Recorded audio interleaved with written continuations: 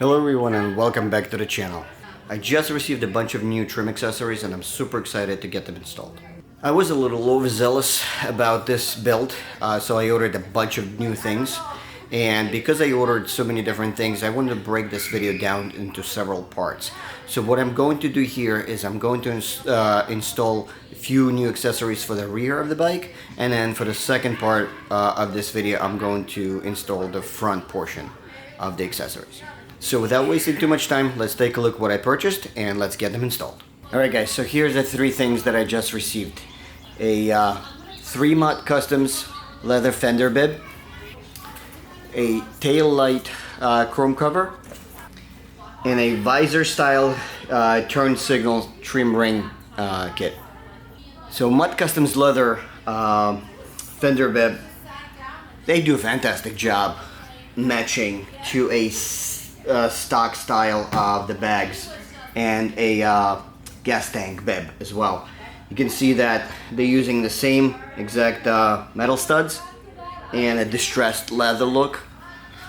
That's why I went with this, and it should be pretty nice match. As you can see, for this build I am going for this all chromed out look, the old school Cholo style Heritage Classic, and that is the main reason why I purchased all these little bits and pieces to sort of complete the overall look of the bike. So without wasting too much time, let's get everything installed. Let's start with the fender bib by removing the passenger seat.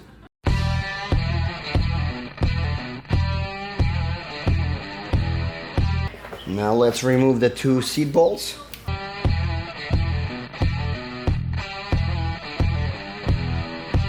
Now let's take the bib, let's lift up the stuck seat, put the bib in place, seat goes back in its place, and the bolts go back on.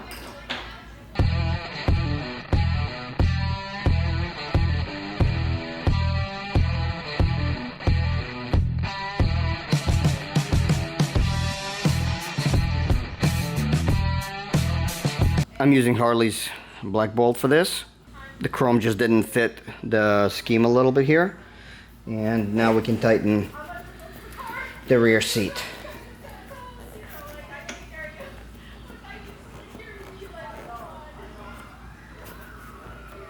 And that's it.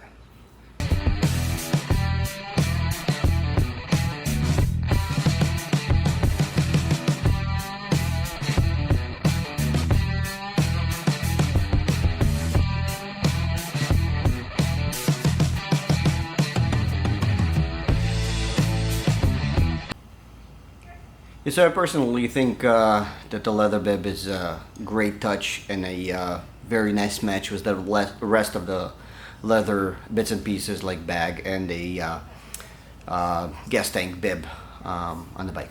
So the next thing I'm going to install is a chrome tail light color. Alright, so here we go.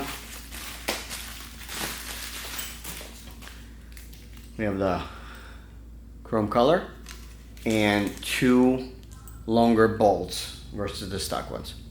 So to install the tail light cover, it could not be any simpler. We just have to remove the 2 stock bolts.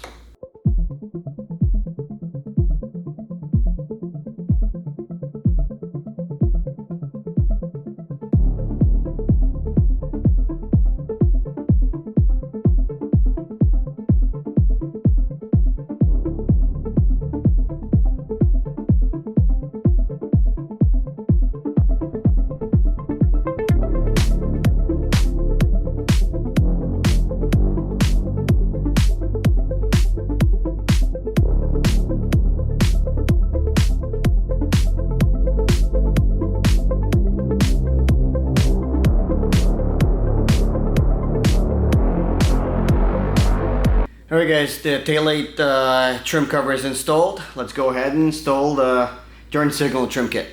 So the taillight trim rings are the same color as the stock ones. They just have a little visor to them. So there is no light bulbs to install. It's a super simple install. There's a little notch on the bottom. Pop them right off, put the new ones on. Before you do, there's a little protective film in the front. Get that removed and get it installed.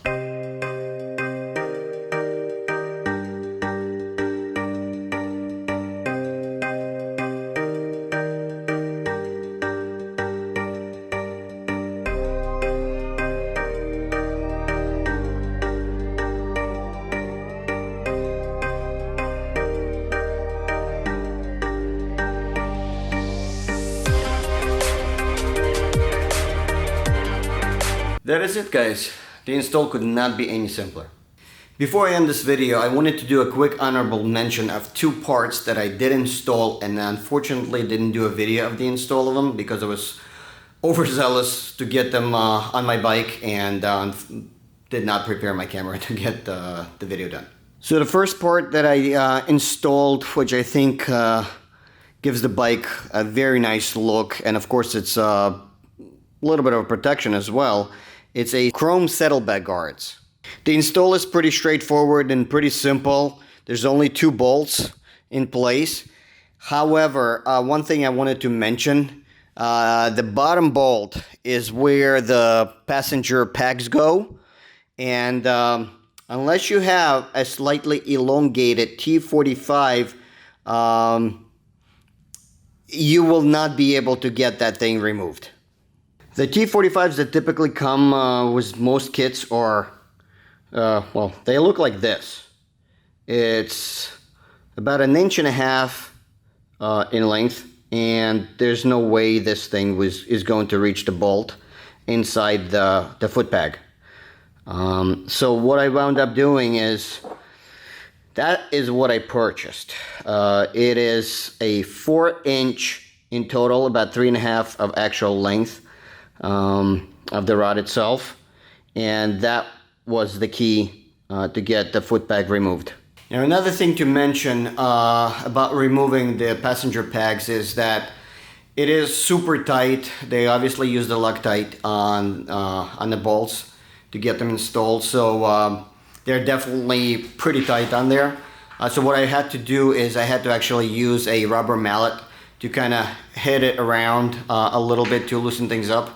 You can always use a heat gun to heat that bolt up a little bit as well to help loosen it up. But otherwise, again, like I said, it's pretty straightforward, just 2 bolts and off you go. The second thing that I wanted to mention, and I'm sure you already noticed it during this install, is a laid down license plate cover.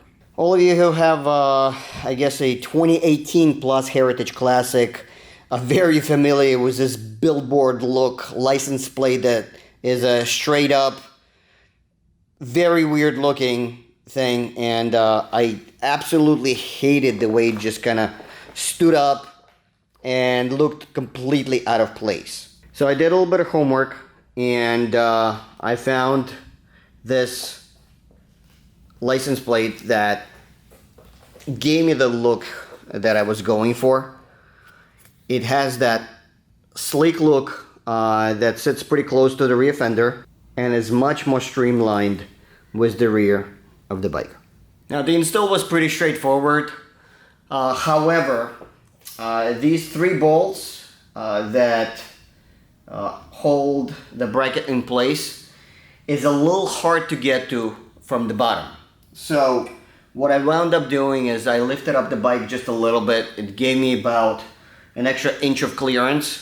If you have really, big hands and forearms, you may have a little bit of a hard time getting under the fender, so you may wind up, removing the bags or even, potentially removing the wheel. I didn't have to do any of that. I was able to get under it, get the wrench under it. The new license plate bracket comes with a rubber washer that goes right behind it so it doesn't scratch the rear fender. The overall look is exactly what I was going for. It's much more sleeker look and feel of the new bracket. It's definitely a lot beefier as well, which is kind of nice. Obviously it's chrome, so it goes with the rest of the chrome theme. And yeah, I'm definitely very happy about the way it came out. So hey guys, that was a quick and easy install of a few exterior accessories for my Heritage Classic. As I mentioned, I have a bunch of other accessories that are for the front of the bike. I didn't want to make this video too long, so stay tuned for the second part of the video. So hopefully this video was helpful for some of you. If you liked the video, please don't forget to give a thumbs up, subscribe to the channel, and I will see you guys soon. Take care.